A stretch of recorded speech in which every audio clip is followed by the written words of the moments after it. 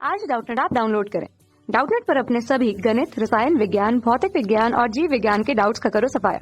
बस प्रश्न की फोटो खींचो, एक ही प्रश्न को क्रॉप करो और तुरंत वीडियो सोल्यूशन पाओ। अभी डाउनलोड करें। परमाणु की निम्न कक्षा में इलेक्ट्रॉन की गतिज ऊर्जा अधिक होती है या उच्च कक्षा में। तो देखिए दोस्तों, यहाँ पर परमाणु बोली है, ठीक है।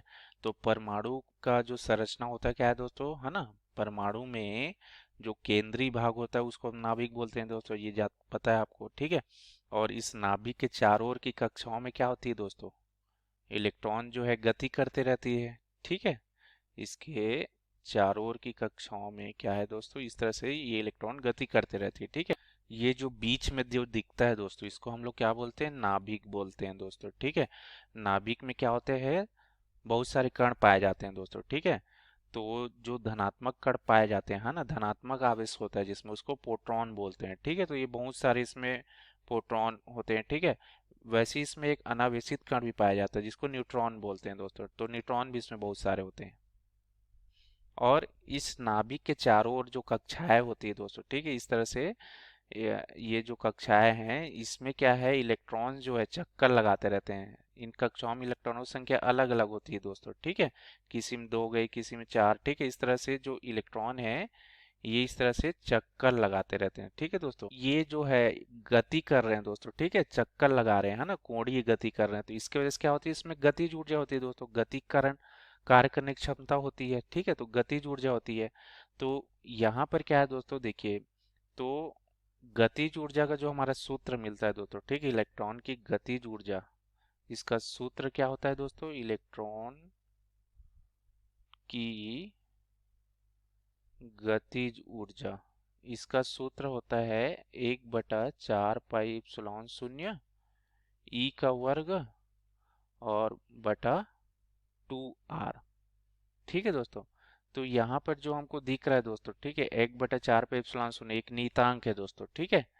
तो एप्सिलॉन 0 भी एक नियतांक है दोस्तों, जिसको हम लोग बोलते हैं, यहाँ पर E0 लिख दिया ना, तो ये वायु या निर्वात माध्यम क्या है, वायु या निर्वात की विद्युतशीलता बोलते हैं दोस्तों इस नियतांक को। और ई हमारे यहाँ पर क्या बता रहा है दोस्तों, देखिए यहाँ पर दो ई लिखा है दोस्तों, ठीक है। तो एक्चुअल में क्या है, एक ई ई जो है यहाँ आवेश को बता रहा है दोस्तों, ठीक है।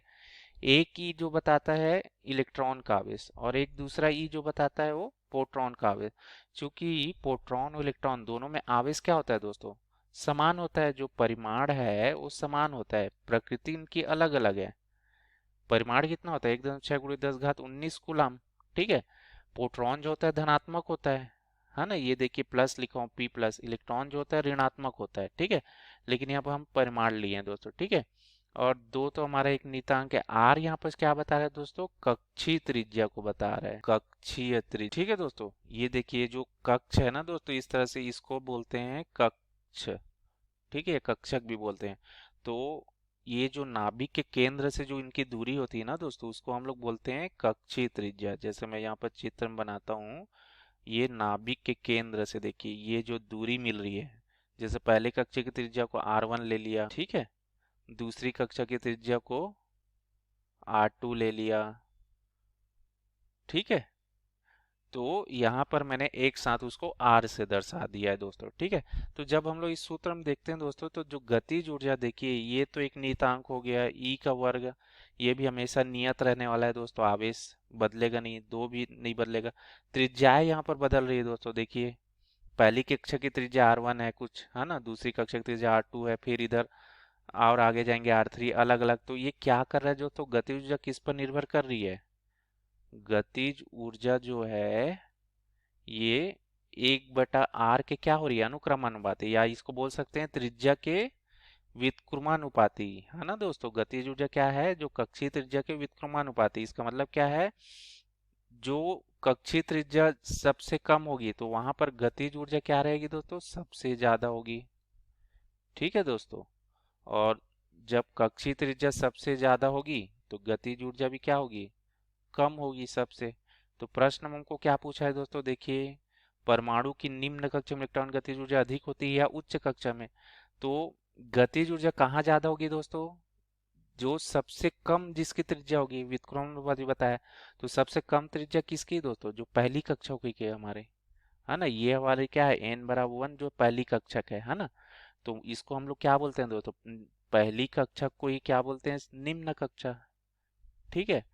तो इलेक्ट्रॉन की जो गतिज ऊर्जा है दोस्तों, कौन सी कक्षा में सबसे अधिक होगी, निम्न कक्षा में। ठीक है, तो इसका उत्तर क्या आ जाएगा, निम्न कक्षा में। ठीक है दोस्तों, और यही प्रश्न में पूछा था दोस्तों हमको। ठीक है, धन्यवाद। कक्षा 6वीं से 12वीं से लेकर नीट, IIT, JEE वो एडवांस के लेवल तक 1 करोड़ से ज्यादा छात्रों का भरोसा। आज ही डाउनलोड करें डाउटनेट ऐप या व्हाट्सएप करें अपने सारे डाउट्स 8400 400 400 पर।